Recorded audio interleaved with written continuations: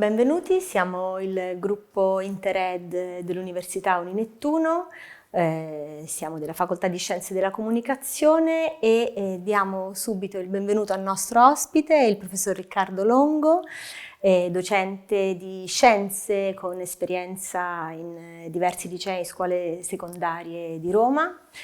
È qui con noi Jacopo Carreras, professore sempre nella Facoltà di Scienze della Comunicazione del workshop sulle professioni della comunicazione nella società digitale, e abbiamo in redazione il resto del gruppo, le professoresse Chiara Fisichella, docente di elementi di marketing, e Michaela Lucrezia Scuccimarro, professoressa di inglese, e alla regia Claudio Percoco e Salvatore Micillo. Allora, cominciamo questa chiacchierata sui metodi e sulle pratiche legate all'interdisciplinarietà nelle scuole secondarie e al cosiddetto learning by doing. Abbiamo una serie di domande per il nostro ospite e cominciamo subito su un quadro generale sulla situazione nel nostro paese, in Italia. Quali sono le discipline per le quali principalmente si adotta il sistema appunto dell'interdisciplinarietà? Sì. Dunque, le discipline studiate per l'interdisciplinarità sono principalmente quelle scientifiche, cioè diciamo, il programma del STEAM, si chiama STEAM, che sono una serie di materie appunto scientifiche, science, technology, engineering e mathematics, e a cui è stato aggiunto appunto la A, che vuol dire arte, ok? E proprio questo inserimento, che è avvenuto in un secondo momento, è stato proprio pensato per una interdisciplinarietà, per questo unire l'arte a queste materie più scientifiche. Questo nel territorio italiano però è stato in effetti un po' ampliato anche ad altre discipline e ad altre materie. Infatti, da quello che ho potuto vedere nelle scuole che ho frequentato, più che interdisciplinarietà tra materie scientifiche è avvenuta quella tra arte e altre materie meno scientifiche, come può essere storia, italiano, per non parlare di greco e latino, chiaramente, che qui a Roma, diciamo, è molto importante. Quindi da questo punto di vista direi che in Italia si parla di questo, quindi di programmi di interdisciplinarietà che prevedano le materie scientifiche, ma poi in effetti quello che si vede in realtà applicato è più una cosa più ampia. In effetti non si riesce ancora ad applicare del tutto sulle materie scientifiche. È interessante la presenza dell'arte. Io non mi sono ancora presentata, sono Anna Villari, docente di arti visuali e tecnologie nella Facoltà di Scienze della Comunicazione. Mi interessa molto questo innesto, no? Quasi un motore d'avviamento potrebbe essere anche l'arte per attivare una serie di connessioni. Ma ci sono delle strategie chiave, particolari, che possono essere adottate dai diversi anche docenti? Sì, diciamo che chiaramente la strategia principale è quella della compresenza in classe. Questa è chiaramente è la cosa principale. Però questo dovrebbe essere supportato il più possibile dall'uso delle tecnologie. E quindi dall'uso del computer, dei device dei ragazzi, quindi dai tablet ai cellulari tranquillamente, e anche l'utilizzo della rete in modo consapevole in questo modo, e proprio per cercare di creare una rete di interconnessioni tra le diverse discipline è importante utilizzare queste nuove tecnologie. Ma scusami se faccio un'ulteriore domanda, quando parli di compresenza parli di lezioni fatte da più... Due professori, almeno due professori o di più tecnicamente? Io ho visto, possono essere anche di più, per ora ne ho visti solo due, diciamo. di professori che fanno una lezione insieme su un obiettivo, diciamo, comune. Ok. Quindi spesso si vede il professore di storia insieme al professore di arte che stanno per parlare di un'epoca appunto greca, si parla appunto dal punto di vista storico dell'importanza di alcuni posti, e poi contemporaneamente c'è l'analisi da parte del professore di arte di alcune costruzioni o quello che abbiamo qua a Roma, dipende da quello che si fa. No, patrimonio ce n'è, insomma, da condividere. Sì, quindi la compresenza è questo. Anche per esempio con il professore di italiano di solito può venire fuori qualcosa sull'epica, chiaramente, che si può sempre agganciare all'arte. Quindi dal punto di vista dell'arte qui a Roma, giustamente, siamo un po' più all'avanguardia. Siamo messi molto bene. E dicevi prima, Riccardo, questo approccio dovrebbe essere supportato dalle tecnologie. Dovrebbe, perché ci possono essere ancora degli ostacoli da superare o degli obiettivi da raggiungere, Certo. riguardo anche proprio alla presenza di tecnologie, Certo. di strumenti. Certo. Le tecnologie nelle scuole sono, diciamo, sono qualcosa che dobbiamo ancora riuscire a raggiungere in modo diffuso, insomma. Esatto. Alcune scuole sono molto più all'avanguardia, però sarebbero necessarie delle tecnologie che in effetti sono molto poco diffuse al momento, come anche per citarne alcune, anche la realtà virtuale, che è una tecnologia molto nuova e nelle scuole ancora è completamente invisibile, non si può trovare, però è sicuramente un qualcosa che nel futuro dovrà essere integrato e utilizzato. Quindi la tecnologia è sicuramente alla base di queste discipline e di questo approccio interdisciplinare. Quindi uno degli ostacoli è avere accesso all'hardware sostanzialmente, cioè Certo, visori, Invece sono curioso, tanti studenti nella tua esperienza portano i loro device, smartphone a scuola, possono utilizzarli, avete metodi per incanalare le loro attività?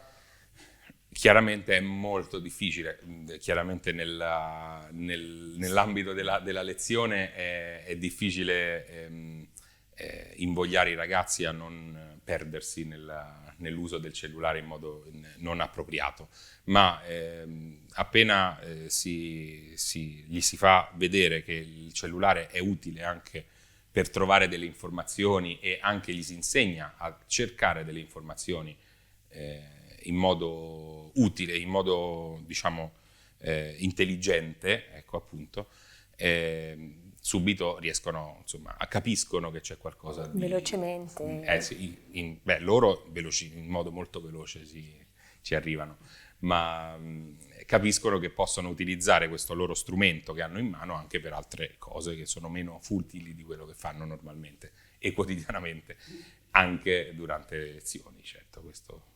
Sì. Ecco, i ragazzi oggi, a qualsiasi età, in realtà spesso anche all'università, hanno una soglia di attenzione bassa, si distraggono facilmente. Ci sono strategie che avete appreso col tempo, appunto con la vostra esperienza, per tenere desta la loro attenzione, per coinvolgerli, anche farli sentire partecipi? Beh, sicuramente quello di dargli un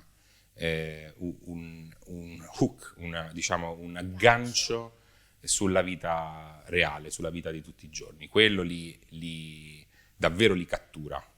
I ragazzi al giorno d'oggi penso che siano un po' stanchi di sentire semplicemente nozioni spiattellate lì oppure dette dal professore alla cattedra, e quindi poterne parlare, poter fare dei dibattiti o anche poter dire la loro opinione o appunto utilizzare le tecnologie che hanno per conoscere qualcosa diciamo in modo approfondito li interessa particolarmente. Per quanto riguarda l'interdisciplinarità, quello che si può fare, quello che può fare una scuola è quello di coinvolgerli facendo delle uscite didattiche. Chiaramente qui a Roma ne possiamo fare quante ne vogliamo, però uscite didattiche frequenti e molto, diciamo, basate su quello che fanno a scuola, e quindi hanno immediatamente un luogo o una visuale di quello che hanno studiato, e quindi riescono diciamo, ad applicare o a vedere, insomma, in prima persona quello che vedono, quello che studiano. E forse guardano magari anche la città e le cose alle quali sono abituate con occhi diversi, con occhi nuovi, certo. quindi ha un effetto, diciamo, positivo generale sul loro rapporto anche con il patrimonio, magari, no? Con la città stessa. E come riuscite a valutare poi i risultati? Quindi loro partecipano se opportunamente stimolati, invogliati, eccetera, e poi il ritorno, appunto, nella valutazione finale di voi docenti, come viene fatto? Sulla base di cosa? Principalmente, chiaramente, la scuola è ancora basata sulla valutazione, e quindi ci vuole un momento semplicemente di valutazione numerica. Tradizionale. Esatto, tradizionale. Però chiaramente per l'interdisciplinarietà, per dei concetti affrontati da più punti di vista, si cerca di valutare più la partecipazione e l'acquisizione di competenze un po' più ampie, e quindi si cerca di invogliare il ragazzo a fare dei collegamenti tra le varie discipline su un certo argomento, e vedere se appunto hanno capito il collegamento che c'è tra le due discipline. Quindi sicuramente quello è un approccio, però insomma al tempo stesso comunque la valutazione deve esserci. Seguire quindi, sì.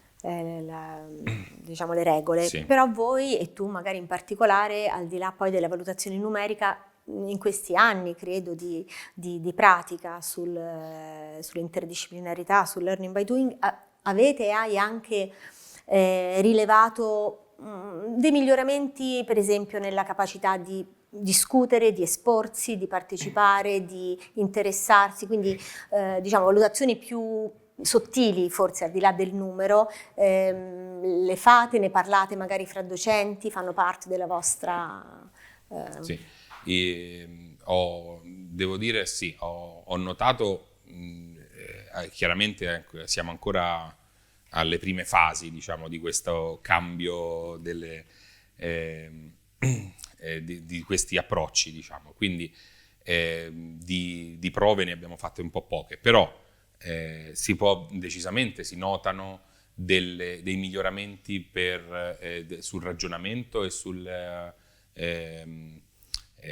proprio sui collegamenti e anche sugli interessi che hanno i ragazzi. Si vede che i ragazzi ampliano i loro interessi improvvisamente, cercano di leggere qualcosa di più, cose che non avrebbero mai pensato di voler approfondire, cercano di approfondirla, quindi capiscono che hanno a disposizione e hanno le armi, diciamo, la chiave per ampliare le loro conoscenze, e quindi qualcosa si vede a riguardo.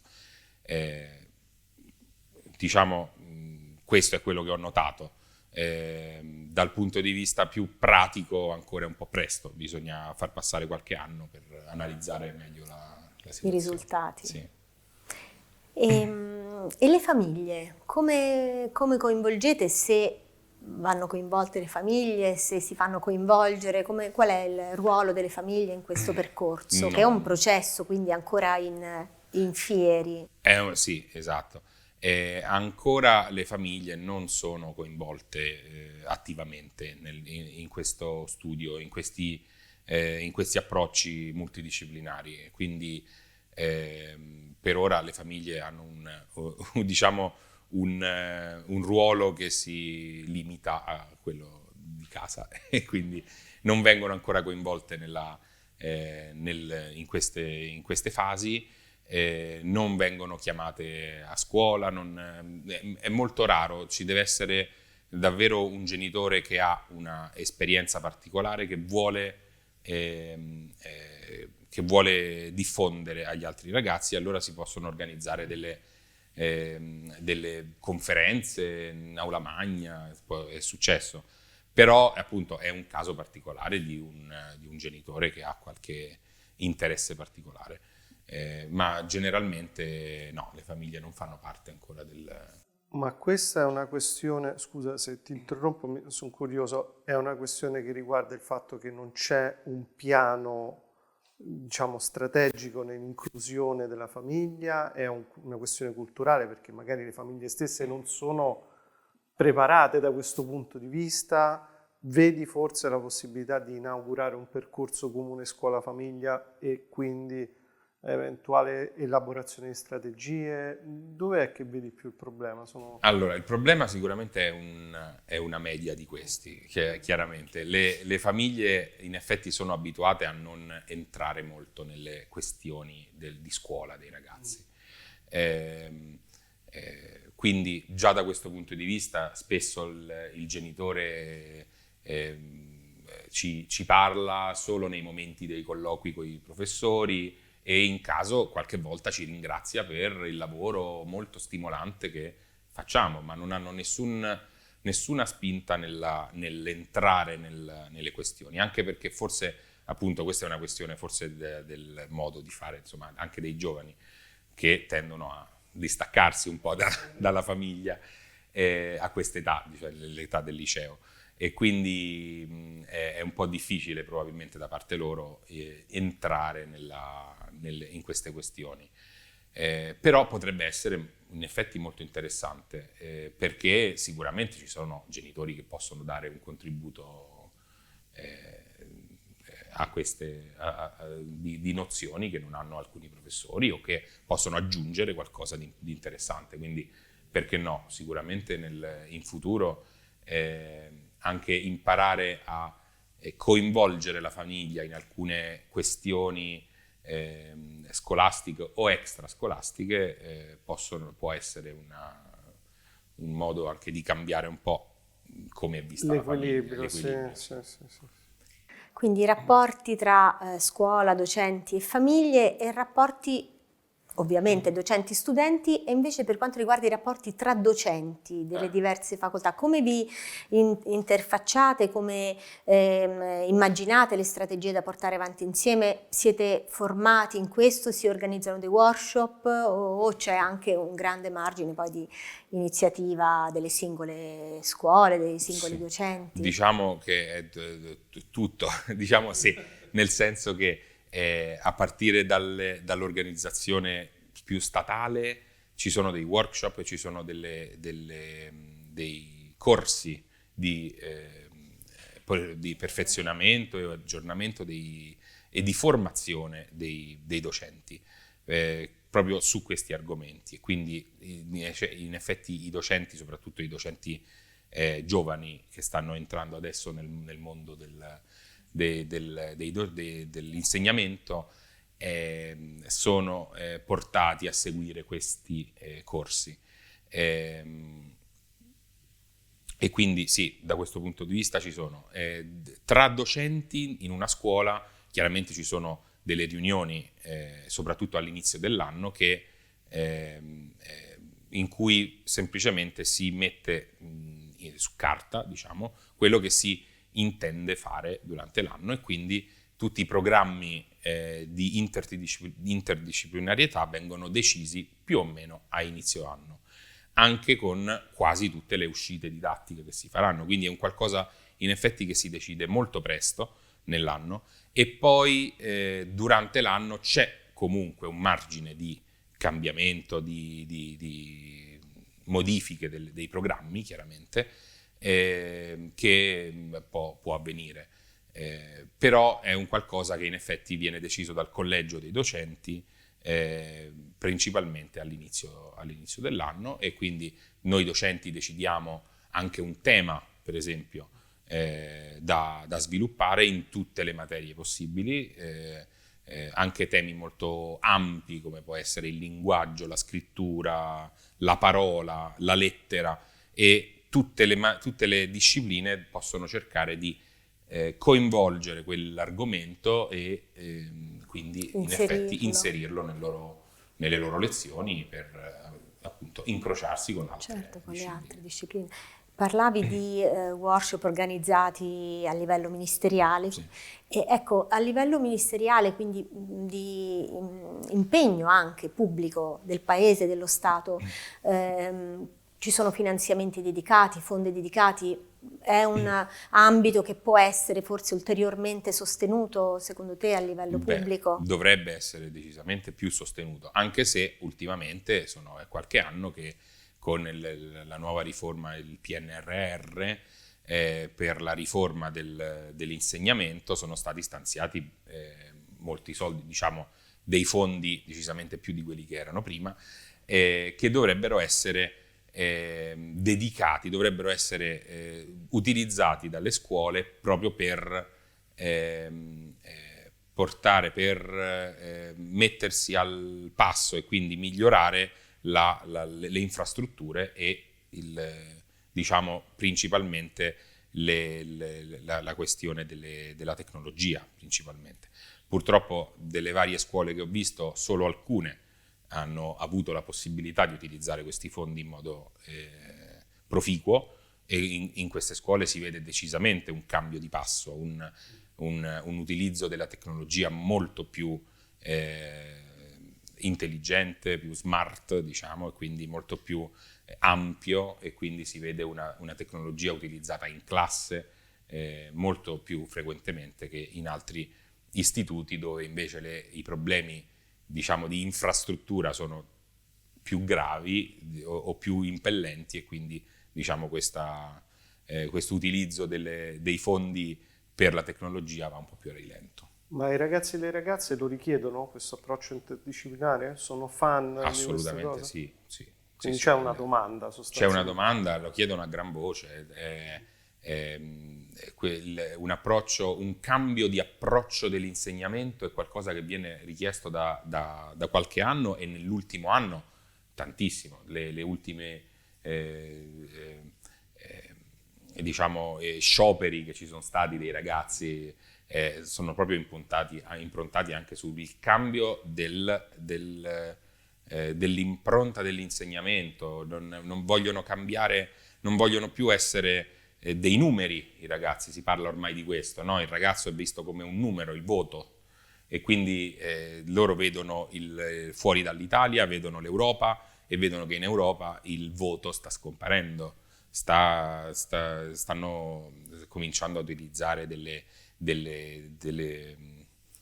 valutazioni più ampie che possano descrivere diciamo, il comportamento e le competenze che il ragazzo acquisisce, e che non sia solo semplicemente tradotto con un numero. I ragazzi sono molto preoccupati dai voti, e quindi è una preoccupazione che li tormenta, e quindi chiedono decisamente un cambio di qualcosa. E questi fondi, diciamo questa PNRR che è arrivato dal Ministero, era un bel segnale, che però vede molte scuole che non essere in grado di applicare di rispondere in modo adeguato. Quindi gli studenti per primi, si direbbe, si rendono conto dei benefici anche che questo approccio interdisciplinare dà alla loro formazione, ma chissà, forse qui lo chiediamo a te, forse anche al loro poi futuro approccio al mondo del lavoro, magari alla stessa vita, no? Civile, quindi percepiscono,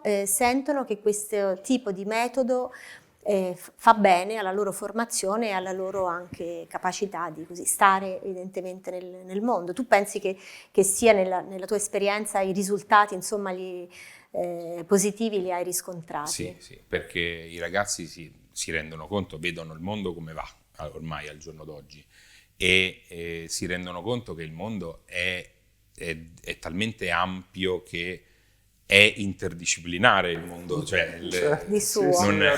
non siamo più dentro dei cubicoli, neanche si immaginano di vivere la loro vita lavorativa in modo davvero chiusa. Loro vedono che ormai viaggiare, andare a lavorare all'estero e applicare tante nozioni di molte discipline diverse, che loro per la scuola lavorano con le discipline, ma vedono che è molto applicabile nel mondo di oggi e quindi hanno davvero la sete di questo nuovo approccio, quindi assolutamente i ragazzi lo apprezzano tantissimo. Sì. Quindi speriamo insomma che diventi un metodo, una pratica sempre più diffusa, utilizzata Esatto. nelle scuole, insomma anche Sì. voi docenti Sì, io penso che nel corso di qualche anno chiaramente queste tecnologie, questi nuovi metodi dovranno per forza avere delle applicazioni e dovranno diffondersi decisamente. Quando riusciremo nelle classi ad utilizzare tecnologie come la realtà virtuale, internet, anche solo internet in modo molto più facile di come succede adesso, cambierà qualcosa. Adesso ancora siamo a un livello di insegnamento ancora molto frontale e invece deve modificarsi anche la classe. Nel momento in cui la classe si modifica e addirittura arriveremo all'intelligenza artificiale è un altro discorso, ma la realtà virtuale che immerge il ragazzo dentro alla conoscenza, allora cambierà davvero qualcosa. Certo, Sarà qualcosa di epocale. Il modello cattedra banco, insomma, crolla. Esatto, sì. Decisamente. Bene, sarebbe interessante incontrarsi tra un anno e vedere che cosa è successo nel frattempo, no? Incontrarsi periodicamente e vedere che passi avanti si sono fatti. Bene, un tema molto interessante, molto utile, insomma, alla nostra società, non solo alle nostre scuole. E grazie davvero per questa chiacchierata. Non so, Jacopo, abbiamo altre domande? No, mi pare che abbiamo esaurite tutte. Abbiamo esaurito, ma ci vedremo magari tra qualche tempo per parlarne ancora. A proposito di domande, siamo stati interdisciplinari anche noi, perché per queste domande ci siamo confrontati con un collega della facoltà di psicologia che ringraziamo, che è il professor Luciano Di Mele, e ringraziamo ancora Riccardo Longo, il professor Riccardo Longo è il nostro ospite, Grazie. Jacopo Carreras, Grazie. la redazione, Micaela Lucrezia Squiccimarro, Chiara Fisichella, la nostra regia, Claudio Percoco e Salvatore Micillo, e buon lavoro a tutti. Grazie. Grazie. Arrivederci.